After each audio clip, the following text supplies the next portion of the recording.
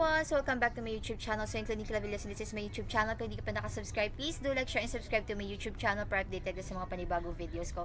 So hi everyone! So for today's video guys, is i-share ko sa inyo yung step-by-step guide kung paano kayo magiging Shopee affiliate. Yes guys, ito po is step-by-step guide siya kasi alam ko dito may mga iba na ngayon para napapag-isip-isip na nila, gusto ko maging Shopee affiliate, then this video is for you. So unang-una guys, i-make sure nyo lang po na meron na kayong Shopee. Okay, Shopee account, ginagamit nyo sa pang-order ninyo kapag mag-check out kayo. Okay na okay yan guys. So ito po is applicable siya kahit bagong gawa yung Shopee account mo. Matagal mo nang ginagamit yung Shopee account mo, basta never ka pang nag-fill up sa affiliate program.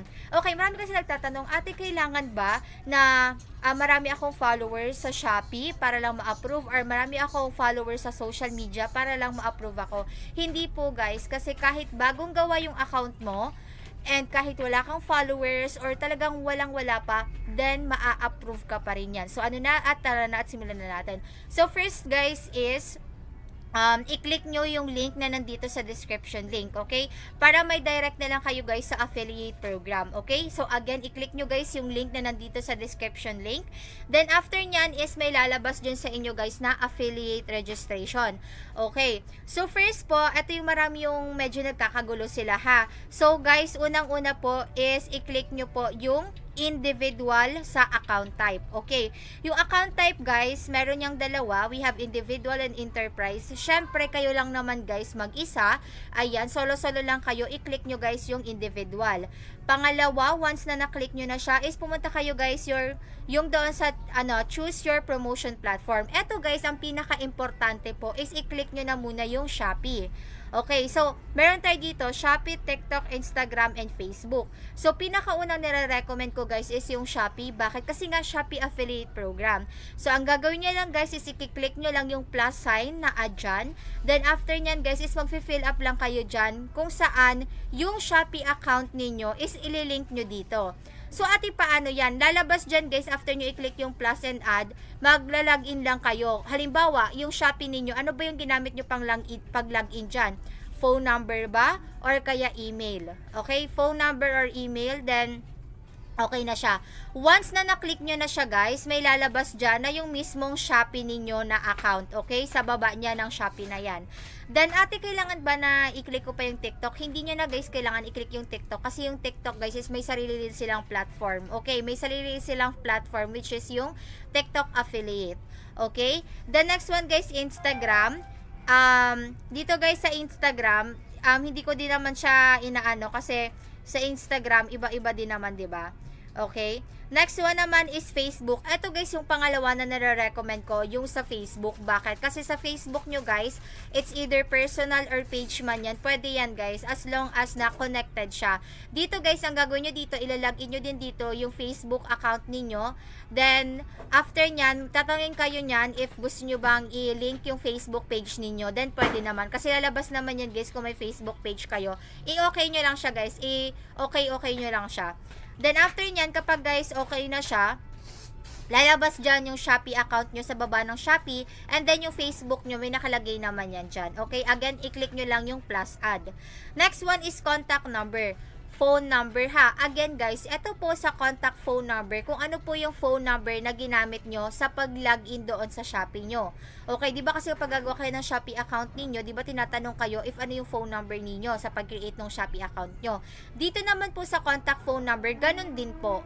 Kung ano po yung ginamit nyo pang login sa Shopee, ito din po yung ilalagay nyo dito sa contact phone number. Kaya make sure po na yung contact number na ginamit ninyo guys is parehas lang siya. Okay, pare-parehas lang siya.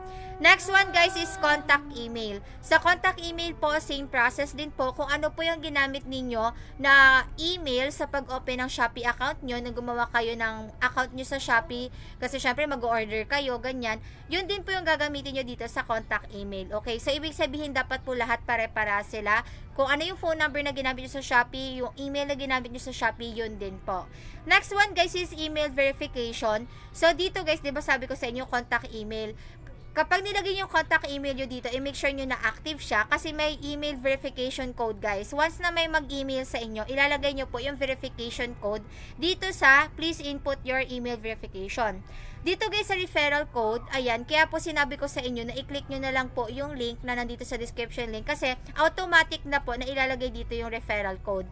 Okay? So ate, bakit kasi may referral code siya? Based guys sa experience ko kasi, yung mga gumagamit guys ng referral link ko and referral code ko sa affiliate program is madali sila guys na na-approve. Okay? Based sa experience na naririnig ko based sa mga affiliates ko. Then after nyan, i-click nyo lang guys yung I declare that the information submitted above is true and I agree to the Shopee affiliate program terms of service and privacy policy.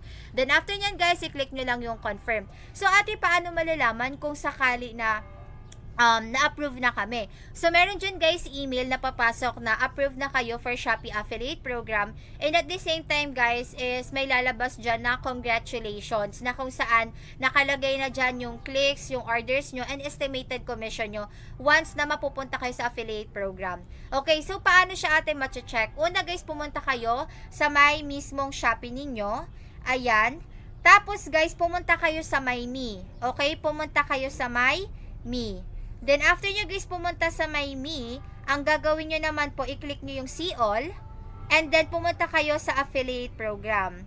Once guys na may lumabas na dyan na meron kayong clicks, meron ng yung halimbawa ilang orders, and then yung conversion niya, yun guys, approve na po kayo sa Shopee affiliate program. Okay, so congratulations guys, kasi hindi nyo na kailangan guys na mag-antay pa ng 30 to 60 days or ilang months bago kayo ma-approve, kasi based sa experience ko, medyo matagal din ako na-approve nun matagal din ako nung panahon ko pa, pero ngayon medyo mabilis na siyang ma-approve sa so yun lang naman guys, ganun lang naman din siya kadali talaga. Ayan, so kailangan nyo lang sundin yung mga step by step. So ano yung tips ko sa inyo if halimbawa gusto nyo maging Shopee affiliate or magkaroon ng affiliate program, or kung halimbawa magsa-start pa lang kayo.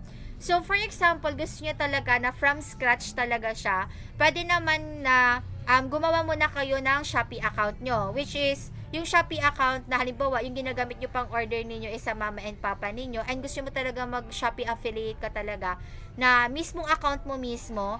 Ayan, then gumawa ka na ng sarili mong Shopee account. Pero alam ko naman guys, mayroon na kayo sa Shopee account. Then i-make sure nyo lang guys na yung mga information, yung pangalan mo, yan, i-make sure mo na match siya sa magiging ID mo. Dapat meron ka guys one valid ID kasi gagamitin mo siya in the near future or kapag mag-fill up ka na sa payment and tax information. Okay, so inuunahan ko na kayo. So after nyo yan guys, ayan, una, pangalan ninyo, dapat siya, accurate siya, or talagang pangalan nyo talaga okay, pangalan, then yung ninyo guys, active na phone number, syempre gagawa kayo ng Shopee account nyo, and then yung active na email ninyo. Kung sakaling wala pa kayong email, gumawa na kayo ng email ninyo. Kasi guys, mas maganda kasi na before kayo gumawa ng Shopee account nyo, Shopee affiliate nyo na program, is talagang match siya lahat. Kasi ganun guys, nagkakaproblema talaga yung iba kasi hindi siya nagmamatch. Okay? And then, after yan guys, saka na kayo, kapag nakagawa na kayo ng Shopee account ninyo, saka na kayo gumawa ng Shopee affiliate program. Kasi kahit bagong gawa yung account ninyo niyan, ma-approve din naman kayo. Okay? So, after nyan, yun lang. Kung ano yung step na process na pinag-ano ko sa inyo dito sa video na to, sundin nyo lang siya. Ayan. Tapos, kung halimbawa naghahanap kayo ng mga Shopee affiliate guys, na mga tutorials, mga paano, ganito. Marami dito guys sa YouTube channel ko. And kung gusto nyo guys magpa-assist and magpa-guide, ayan, kung sakali na talagang beginner kayo and gusto talaga ninyo na kumbaga matutukan talaga kayo, and at the same time, hindi kayo yung parang nag-iintay na lang na ano kayang susunod kong gagawin, ano kayang susunod na gagawin, yung parang hinihintay mo na lang siya, ganun. Basta kung gusto nyo guys magpa-assist and magpa-guide talaga sa Shopee affiliate, na kung saan ako mismo mag-a-assist, mag-guide sa inyo, tuturuan ko kayo, ayan. Then, i-message nyo ko guys sa Blue App. Okay? So, i-message nyo ko guys sa Blue App. Tapos, ate, meron ba yan, ating, ba to? May fee ba yan? Yes guys, may minimal fee lang po siya. Pero yung fee na yun guys, yun na po yung all in all na Shopee affiliate program, yung mga steps. Meron din po ako guys ginawa na mga step by step na mga videos sa kung ano yung mga gagawin ninyo. Halimbawa sa posting, ganyan. Halimbawa sasama kayo sa mga campaigns. At the same time, ano yung mga pwede nyong gawin. So, ayan siya, andun siya lahat guys, kung sakali na ayun nagbabasa, ayan. So, meron naman siya, kumbaga all-in-one guide na siya, and at the same time, ako mag-assist and guide sa inyo. Na kung saan anytime na i-message nyo ko, may mga questions kayo, may mga clarifications kayo, ganun siya. So, based sa experience guys ng mga Shopee affiliates ko last year, may mga baguhan, then after ilang months lang nakasahod na sila. Yung mga dati guys na yung payment and tax information nila guys, matagal na, pero nung nagpa-assist and nagpa-guide sila, naging okay na siya guys, like sabi nga nila na buti na lang yun nga. Pero at the same time guys, again, nasa sa inyo yan. Okay, kung gusto yung magpa-assist and magpa-guide, i-message nyo ako sa Blue App. Ayan, and may minimal fee siya guys, pero grabe, ano din naman, malaking ano din naman yan sa inyo guys, kasi makakatulong siya sa inyo. Okay, so parang, yun nga, meron kasi ako guys isang affiliate, ngayon, di ba, syempre may minimal fee siya. Pero yung kinikita naman niya guys is bawing-bawi, kasi yung kinita niya nung talagang natutukan siya, like sinunod niya talaga yung mga steps and guide, ganyan. Ano na siya be, like, mga ilang months lang, siguro 2 months, adjustment, parang ganun. Pero depende guys sa magiging action ninyo, kung talagang pagsisikapan nyo siya, gagawin nyo siya ng action. Ang nangyari guys sa kanya is, after 2 months or basta, kumita siya, libo, ngayong araw, nag 1K na naman yung orders niya, estimated commission niya, sunod na araw, 1K na naman, ganyan-ganyan. So, ayun siya. So, ganun siya guys. Bawing-bawi talaga. Ayun. So, ayun lang naman everyone. Again, kung gusto nyo guys magpa-assist and magpa-guide, and i-message nyo na lang ako sa Blue App. Ayan. Pero kung gusto nyo guys mag-avail ng Shopee Affiliate Complete Guide ko, ilalagay ko na lang dyan siya dyan sa description link. Okay? So, yun lang naman everyone. Bye. Thank you for watching. Again, pa-like, share, and subscribe ako sa aking YouTube channel. And kung na-approve ka sa Shopee Affiliate guys na program, pakatapos mo pa na itong video na to, after mo masundan, comment down below ka kung na-approve ka sa Shopee Affiliate program. Okay? Yun lang naman everyone. Bye. Thank you for watching.